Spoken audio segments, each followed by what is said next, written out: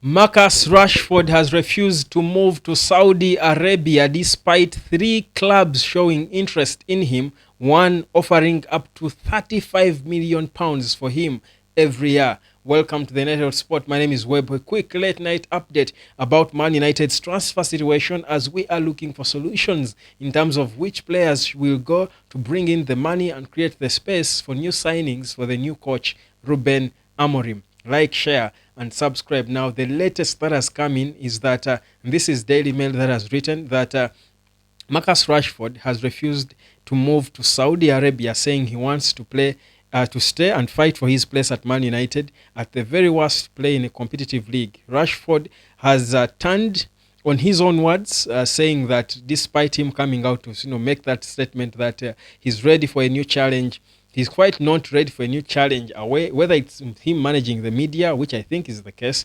or him just trying to push to see that maybe Thomas Tuchel has an opportunity to see him and give him a chance again in the England national team. We cannot know now, but what we know is that Rashford has refused to take a deal that was going to see him earn 35 million per year, a lot of money. Now, certainly that would be a good deal for Man United, besides just easing the wage bill for Man United.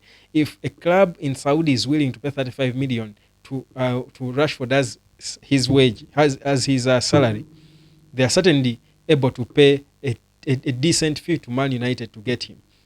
But Rashford is saying, no, it's not happening. He wants to stay and fight for his place. Now, we're waiting to see whether Ruben Amorim will be impressed by this and go ahead to include him in the squad that will travel to Liverpool on Sunday. It's an important Premier League game against a rival. It's an arch rivalry for Man United. But Rashford is saying he's not moving a muscle.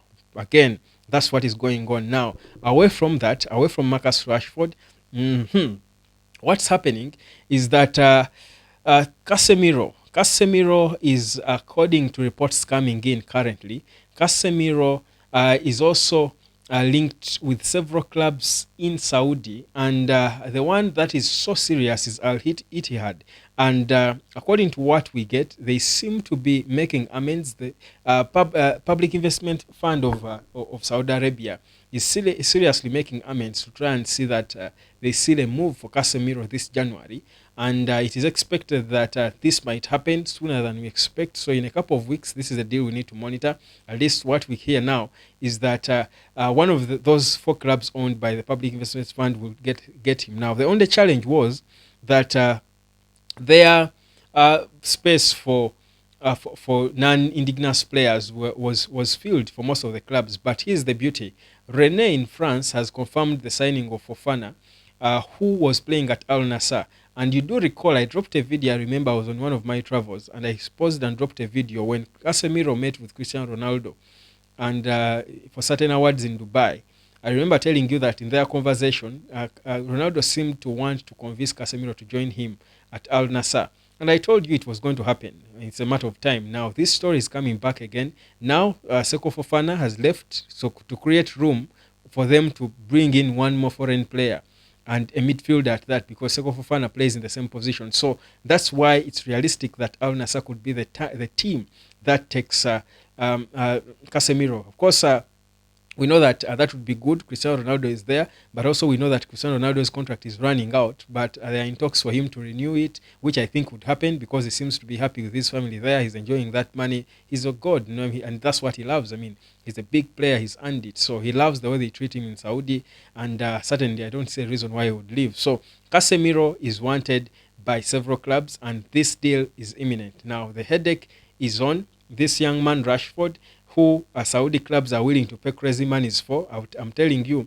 these Saudi clubs, if they are willing to pay Rashford that amount of money, they can't be able to sort half of the problems United has in the January transfer window in terms of lack of funds to sign players. So it's a very interesting scenario to see what will happen. But I think after Sunday, we should be able to see what is on the mind of Ruben Amorim. If he puts him back into the team, even selects him to play, again, it will give us something. We'll be here to reflect on it. So that's pretty much a bit of the hot updates happening. But we also know that it is said that Ruben Amorim has made it clear that Alejandro Garnacho and Joshua Zirkzee should be sold according to reports again we pick, that Garnacho and Zakzi should be put for sale, and they should look for solutions to sell them because he doesn't have them in his plans. So again, that's a big development happening in terms of the transfer talk at Man United. So at the situation now at United is who leaves first. Before we even think about who comes in,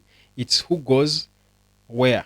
That's the most important thing to handle right now with Man United. So it's a hot stuff happening, and it's interesting stuff, of course, to see that I think there's a bit of activity going on at Manchester United. I think there was a fear that early in the window we could not have a lot of activity happening in the transfer because of course, the bombshell that was dropped of the lack of funds, which we knew perhaps, I think, for a long time we knew that United won't have a lot of money to spend. But I think for me, it's I think good that today, just a day into the transfer window, already there is a bit of activity going on. No silence. I don't think deals are going to be done late. In any case, Amorim doesn't seem to have the time really. Even Ineos don't have that luxury. So I think solutions are going to be found early, so that we try to get at least as little or as much funds we can get, at least to try and do something in this January. Of course, for the loans, of course, still looking for loan solutions. There was talk of Harry Amas going on loan. We are still waiting to see that. We know that Anthony is, of course, wanted out on loan. But there's also on Marcus Rashford, I was almost forgetting. Arsenal seems to be seriously interested in Marcus Rashford if the deal is one that can make sense for them in terms of finances. Now, he's a big earner, just like they have Raheem Sterling, who was a big earner at Chelsea, there on loan. I'm not sure they would add Rashford on Raheem Sterling. Probably they would send back Sterling. Perhaps he's injured, but soon expected to be back. Maybe terminate his his time there or something. But Arsenal are seriously considering him if the finances make sense. And Marcus Rashford would definitely be interested in joining Arsenal, because that's, I think, a new lease of life. Because you do know that today the coach of England, Thomas Tuchel, has started his work as England boss, and Rashford will be feeling, and I'm sure this is part of the reasons why he turned down the multi-million pounds deal to go to Saudi, because he perhaps thinks at 27 he has still got to be playing for England. And we know for a fact that when players go to Saudi, national team coaches are never going to consider them, especially if you're an English player. So Rashford probably will feel the Arsenal move makes sense for him to come and prove himself and go to Arsenal and perhaps try to again go back to the levels we know he can be at, and maybe attract, I think, a someone back to the national team. So it's a critical time. But again, the Man United supporters who feel United should not give Rashford to Arsenal, I honestly don't care where he goes. He can go to Man City if he likes. I don't care. He can go to Liverpool or Arsenal. The thing is, Rashford has got to leave for Man United to ease the wage bill, but also to bring in players who have got that hunger and excitement about playing and putting on that jersey. For now, I think it's really not there for Marcus Rashford. So that's exactly what's happening in terms of the transfer situation, the players. But I'll also give you an update, I think, tomorrow on two other players that might be promoted. I hinted on Kukonki, who is already, of course, be traveling with the team. But also there is a boy called Russell that Man United signed. Should have been from Crystal Palace. He's a winger.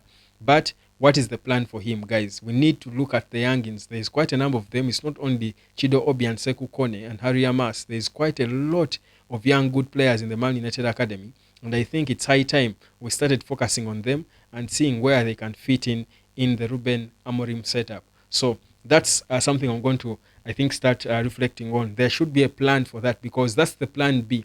In the event that the money fails to be, got to be seen, to sign new players, the plan is definitely to look at the youngins and the academy and bring those in and promote them into the senior team. Whether it works, it's a debate for another day. But again, doomed if you play them, doomed if you don't. So for me, you can as well make a risk and try them out and see what can come out of them. My name is Webb. This is the United of Sport. Like, share, and subscribe, and let me catch you later. Cheers.